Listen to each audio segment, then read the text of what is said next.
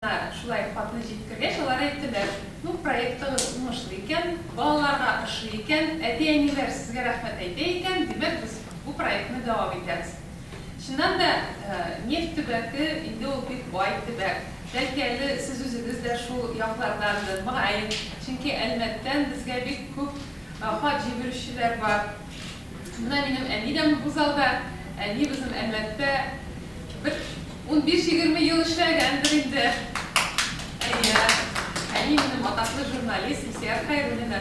Шуңа күрә Әлмәт, Азнакай, Сарман, Муслим яклары, Нурлат яклары безнең өчен бик якын. Без аны үзебез дә бүгенге көндә журналист буларак карап йөрибез, укытучылар белән очрашабыз, әти-әниләр белән очрашабыз, үзебезгә репортаж алып кайтабыз.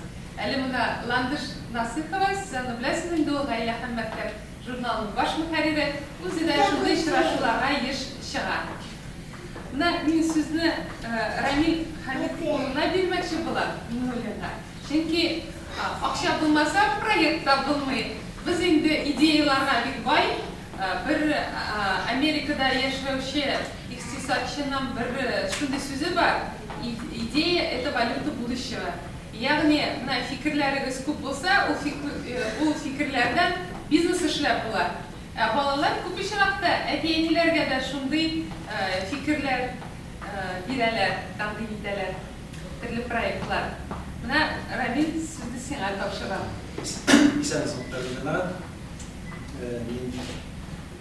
Мондай бәйгедә сезнең белән очрашуыма бик шат.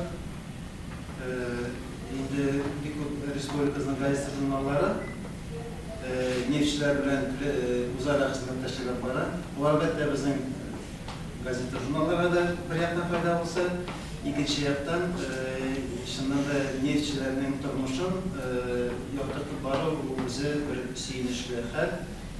Ни өчен дисәк, нефть безнең Татарстанның зур байлыгы. Ул әлбәттә республиканың яртысыннан бераз кимрәк районнарын эченә ала, нефть чыгарткан өлеш, ләкин аның ул безнең бюджетка барыбызга да керә торган байлык. Шуңа күрә аларның авыр тормышларын күрсәтү ул бик яхшы, бик хөрмәтле саныйсың яктан.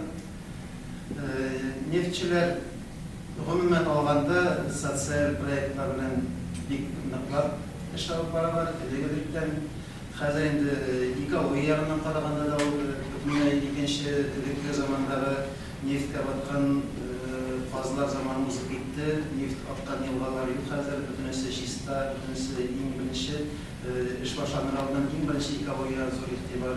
Әлбәттә менә шундый проектлар аша социаль проектлар бик зур урын алып тора. Мәсәлән, нефть исемендәге хәйрия фонды бар, Рухият программасы, Сандугачларга дигән фестивальләр ничкәнегез бардыр. Аннан соң шушы фестиваль карамагында да нәкъ шушындый безнең әдәби һәм рәсемнәр өлкәсендә дә конкурслар узып килә. Аннан менә бик узак вакытлар Илсөяр җитәкләгән Рухият нәшрияты бар безнең. Бу Рухият нәшрияты һаман да эшләп килә, китаплар чыгарабыз. Төрле конкурслар узган, узу нәтиҗәсендә ул китап рәвешендә дөньяга чыгып бара дип әйтәм. Бу бәйгеләр киләчәктә дә дәвам итсен. Сезгә уңышлар. Рәхмәт, Тормышыбыз аңа бара, уйлап табыла барда. Нефттән башка тормышны син күзаллап кара. Дип язган иде Савадан безгә Гарафиева Ләйсән. Чыннан да хикәяне, шигырьне әле каләм осталары, каләм тотучылар буларак без дә бәяләп алабыз, әйме? Менә Пумала һәм буяу белән дус булганнарны кем бәяли икән, беләсезме? Кемнәр? Рәссамнар, әйме? Әйе, быел Татарстан рәссамнар бүлеге рәисе Илнур Сираҗиев җитәкчелегендәге жюрига җиңүчеләрне бәяләү бик кыенга туры килде. Без алар рәсемнәрне идәнгә дә салдык, өстәлгә дә салып карадык, болай алдан да карадык, арттан да карадык димәсәм, сайлау бик кыен үтте. Кызганычка каршы ул үзе бүген килә алмады, ләкин вәкилләрен дип әйтим инде, үзенең хезмәттәшләрен юллады, безгә киңәшләрен бирде аларны чакырырга.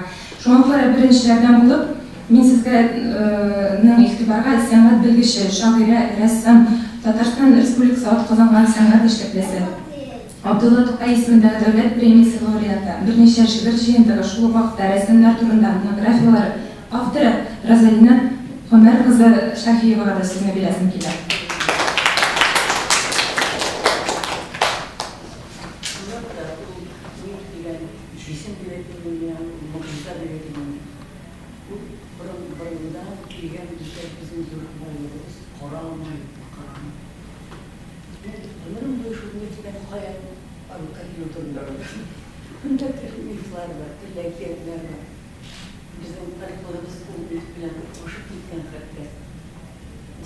Дивон бабайлар, дивон тыңынан шығады, дивон атламынан шығады, дивон бабай деген образ бар.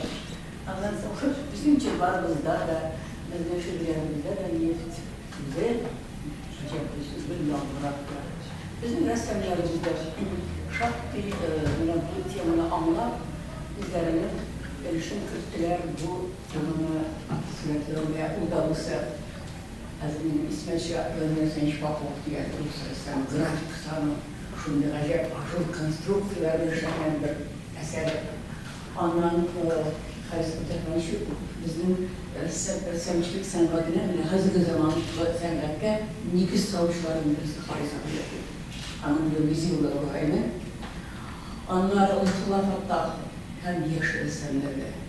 Her bir rəssam özünün bütün jigarlığın ne bittiğimizin de sınav paralı. Hatta hazır sizde bu değil, bu vazife hazır sizin neyliklerinizde de gelip düştü. Minəlisine bilərizmə, əsərlərizmə kurmaydı. Lakin şu nefrinin buxardağı, onun kiloyu, onun aşkını sizə söylədən sizlərə üzülüdüm, sunlarız, üzülüdüm şərarlarında. Min sizinə şimdi mən təblikliyim ki, bu temdaki üzülüdüme məçiyə sadatılıyım. Bu şiyə sadatılıyım. Bu necə, bu yüzdə bərəkdir. Var bir yasalatılıyım. Bize tık canında duvar. Şöyle varız.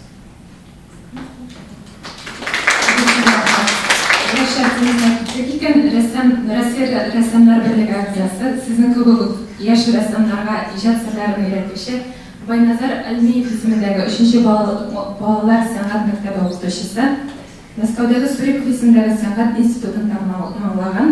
İndi hazırki vaqtda Rossiya Rəssamlar Birliği'nin Tatarstandagi uyuşmasının yaşlar bölükçəsinin yetaklovchi Darina Davud kızı İlyasovanın da aytır sözü var sizga.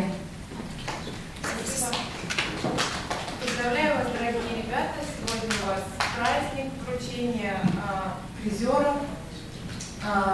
Работы все очень красивые, сложная очень тема на самом деле. Не каждый художник, взрослый, маститый уже возьмется за эту тему.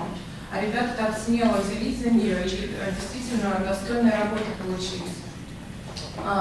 Кто какими материалами работал, кто-то карандашами, кто-то красками, кому что ближе, но в итоге у всех получились достаточно сильные композиционные работы, довольно-таки некоторые даже с такой мужской рукой твердой.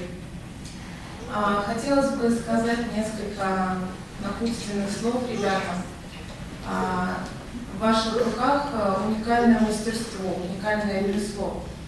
Вы можете без слов говорить, вы можете своими картинами общаться с людьми, со зрителями, кто приходит, смотрит ваши работы. Вы можете нарисовать предмет, любой предмет обычный, который в обиходе мы видим каждый день. Ну, например, яблоко. Что такое яблоко? Мы смотрим на него и не обращаем внимания, это обычный предмет, еда, мы его едим. Но художник может написать яблоко так, что это будет произведением искусства, это будет трогать сердца людей, это будет висеть в музеях и на века останется на времена. Так что, ребята, кто будет продолжать идти по этому пути, это очень сложный, но интересный путь. Ничего не бойтесь, идите только вперед, рисуйте каждый день. И тогда все у вас будет получаться все лучше и лучше. Хотелось бы также напомнить, что у нас уникальное объединение есть в республике, это творческое объединение молодых художников при СХР в Арте. И сейчас мы планируем открыть объединение юных художников, так что, кто знает, может быть, ребята, которые присутствуют здесь, будут именно костяком этого объединения. Поэтому хочется еще раз вас всех поздравить.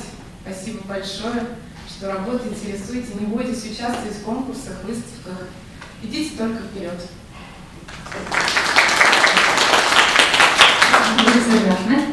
Хәзер бәйрәмебезнең иң күңелле өлешенә күчәбез. Нефтченең бер көне бәйгесенә 100-дән артык эш килде, сез аны күрәсезгә. Иң актив укучыларыбыз безнең Казан, Яр-Чаллы шәһәрләрендә, Актаныш, Нурлат, Мамадыш районнарында яшиләр. Бүген аларның күбесе ерак араларны якын итеп килергә тырыштылар. Кемнәрдер килеп җитәргә тиеш, кемнәрдер кысаларга каршы килеп җитә алмады. Андыйлар да бар иде юл хәле. Шуңа күрә хәзер семинарны сезне бирегә чакырабыз. Җиңүчеләрне